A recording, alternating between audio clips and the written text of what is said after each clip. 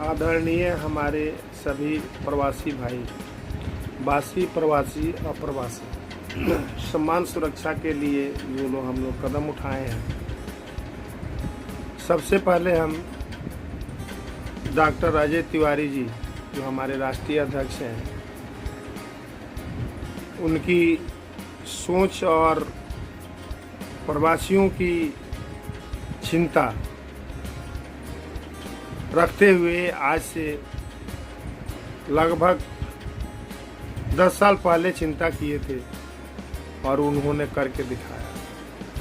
हर प्रांत में प्रवासियों के यूनिटी बना करके और हमारे प्रवासी भाइयों को एक सुरक्षा के लिए, एक उत्साह बढ़ाने के लिए उन्होंने काम किया। हमारे भारत देश में 29 राज्य, 29 राज्य में हमारे भारतीय प्रवासी परिषद चल रही है। 29 राज्य में भारतीय प्रवासी परिषद के अध्यक्ष हैं, जिला अध्यक्ष हैं, मीडिया प्रभारी है, प्रदेश सचिव है, ये सब मिलकर काम करते हैं। रह गई प्रवासियों की आर्थिक स्थिति न किसी से कम है और न कम रहेगी। इसमें है कैटेगरी वाइज, बड़े, छोटे, निम्न। इसमें मजदूर वर्ग भी आता है। जो मजदूर वर्ग बड़े लोगों के हाथ और साथ दे करके हर स्टेट का विकास करता है। बिना प्रवासियों का किसी राज्य का विकास नहीं होगा। वो मजदूर भाई हमारे बिहार से हो, उत्तर प्रदेश से हो, बंगाल से हो, पंजाब से हो, उड़ीसा से हो, राजस्थान से हो, दिल्ली हो,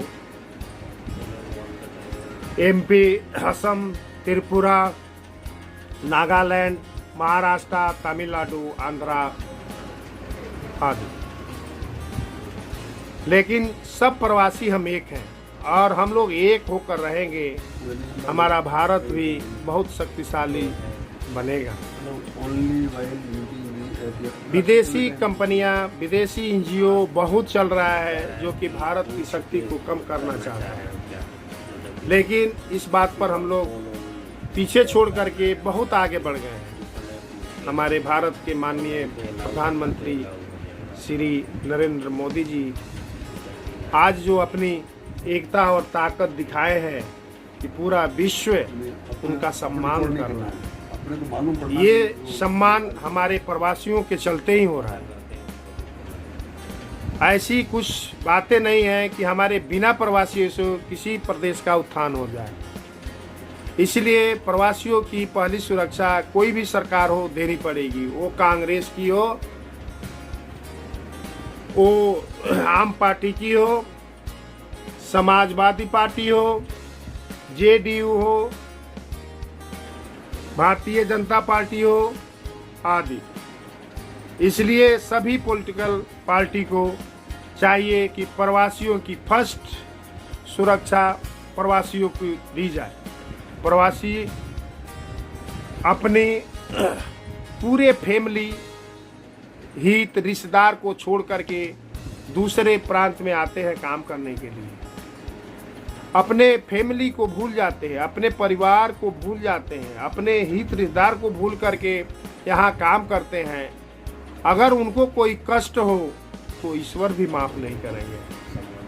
आज इसी के उपलक्ष्य में हम लोगों की एक मीटिंग हुई कि हम प्रवासी गांव छोड़ करके दूसरे प्रांत में हैं और हमारे गांव में गांव के लोग, अपने ही लोग हमारी ज़मीन को पकड़ लेते हैं, हमको परेशान करते हैं। उनका यही है कि ये तो 10 दिन के लिए आया है, फिर चला जाएगा।